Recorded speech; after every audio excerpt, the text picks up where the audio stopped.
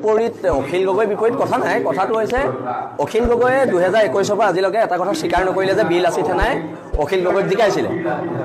অখিল গগৈক মই এতিয়া লগ পাইছিলোঁ, তেখেতে ক'লে তেওঁৰ পদাতিক সৈন্য আছে, তেওঁ খুব পপুলাৰ মানুহ, সেইকাৰণেহে শিৱসাগৰত জিকিলে, তহঁতৰ কোনো ভূমিকা নাই বুলি ক'লে।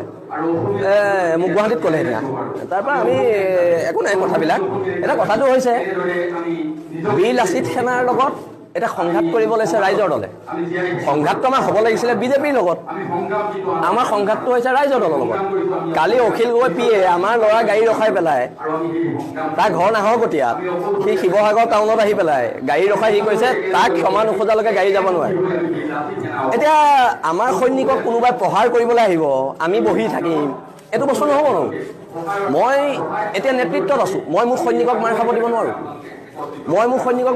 নোৱাৰোঁ, আৰু ৰাইজৰ দলৰ সদস্য আছে, আমাৰ সেনা আছে, আমাৰ সৈনিক হয়, আমাৰ সদস্য নাই।